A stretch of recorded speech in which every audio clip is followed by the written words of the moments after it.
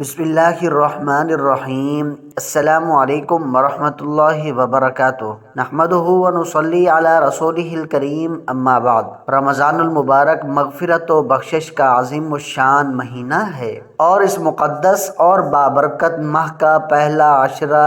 رحمت ختم ہو چکا ہے اور چند دن سے دوسرا عشرہ شروع ہو رہا ہے جو مغفرت کا عشرہ کہلاتا ہے، جس کا مطلب یہ ہے کہ اللہ تعالیٰ اس مہینے کی برکت کی وجہ سے ہم سے راضی اور خوش ہو کر ہماری مغفرت و بخشش کر دے گا۔ مغفرت کے اس مہینے میں توبہ و استغفار اور دعاؤں کا خوب اہتمام کریں۔ رمضان المبارک مغفرت و بخشش کا عظیم الشان مہینہ ہے اور اس مقدس اور بابرکت ماہ کا پہلا عشرہ رحمت ختم ہو چکا ہے اور چند دن سے دوسرا عشرہ شروع ہو چکا ہے جو مغفرت کا عشرہ کہلاتا ہے، جس کا مطلب یہ ہے کہ اللہ تعالیٰ اس مہینے کی برکت سے ہم سے راضی اور خوش ہو کر ہماری مغفرت و بخشش کر دے گا۔ بلا شبہ رمضان المبارک کے درمیانی عشرہ میں غفور الرحیم کی جانب سے مغفرت و بخشش کا دریا بہایا جاتا ہے۔ ہم پر لازم ہے کہ اہتمام کے ساتھ روزے رکھیں، اپنے گناہوں،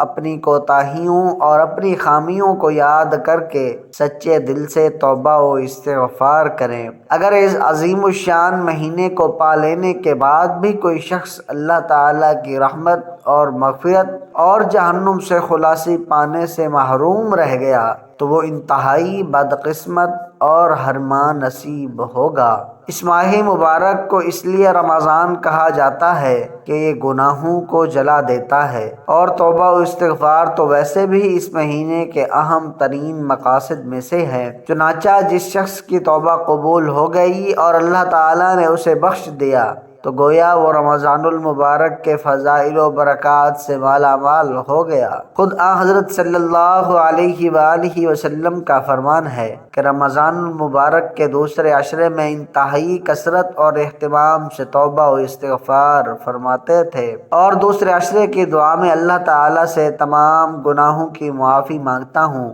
جو میرا پروردگار ہے اور اسی کی طرف میں رجوع کرتا ہوں۔ ویسے تو اس مہینے کے ہر لمحے میں استغفار کرنا موجب ثواب اور برکت ہے، لیکن سحری کے وقت استغفار کرنا بہت زیادہ اجر اور ثواب رکھتا ہے۔ چنانچہ ارشاد خداوندی ہے، متقی لوگ باغات اور چشموں میں اس طرح رہیں گے کہ ان کا پروردگار انہیں جو کچھ دے گا اسے وصول کر رہے ہوں گے۔ وہ لوگ اس سے پہلے ہی نیک عمل کرنے والے تھے اور پھر وہی رات کے پچھلے پہروں میں استغفار کرتے تھے۔ حضرت ابو ہریرہ رضی اللہ تعالی عنہ سے روایت ہے کہ رسول اللہ صلی اللہ علیہ وآلہ وسلم نے فرمایا کہ 3 لوگوں کی دعا کبھی رد نہیں ہوتی، ایک روزہ دار کے افطار کے وقت، دوسری عادل بادشاہ یعنی عدل و انصاف کرنے والے حاکم کی، اور تیسری مظلوم کی۔ لہٰذا جتنا ممکن ہو سکے جانے انجانے میں کیے گئے گناہوں پر نادم اور شرمندہ ہو کر معافی مانگنی چاہیے، کیونکہ وہ ذات بہت عظیم ہے، معاف کرنے پر آئے تو بڑے سے بڑے گناہگار کو بھی معاف کر دیتی ہے اور اس کی پکڑ بھی بہت سخت ہے۔ ایک حدیث میں ہے کہ اللہ تعالیٰ ہر رات تہائی حصے کے بعد فرماتا ہے، کوئی ہے جو مجھ سے رحمت مانگے، کوئی ہے جو مجھ سے مغفرت مانگے، کوئی ہے جو مجھ سے دعا مانگے تاکہ میں اپنے بندے کی حاجت پوری کروں۔ رمضان المبارک کا یہ درمیانی عشرہ اللہ تعالیٰ اور اس کے رسول صلی اللہ علیہ وآلہ وسلم کے اطاعت گزار بندوں کے لیے بڑے انعام و اکرام اور غنیمت کی چیز ہے۔ چنانچہ حضرت سلمان فارسی رضی اللہ تعالی عنہ سے روایت ہے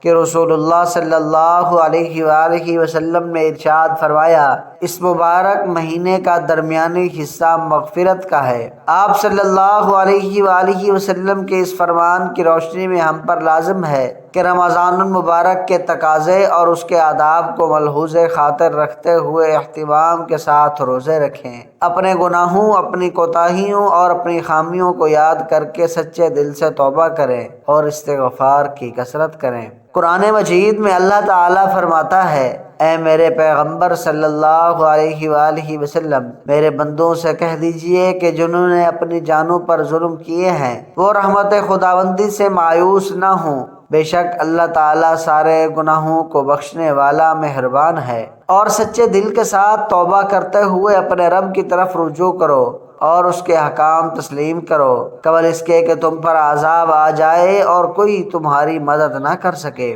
اس آیت مبارکہ سے معلوم ہوتا ہے کہ بڑے سے بڑا گناہگار شخص بھی جب سچے دل کے ساتھ اللہ تعالیٰ سے توبہ و استغفار کرتا ہے اور آئندہ گناہوں سے بچنے اور دور رہنے کا عہد کرتا ہے تو اللہ تعالیٰ کی جانب سے اس کی مغفرت و بخشش کر دی جاتی ہے۔ احادیث مبارکہ میں بھی کثرت استغفار کی تلقین کی گئی ہے، چنانچہ رسول اللہ صلی اللہ علیہ وآلہ وسلم نے اپنے مبارک عمل سے بھی امت کو استغفار کی طرف متوجہ فرمایا۔ ارشاد فرمایا،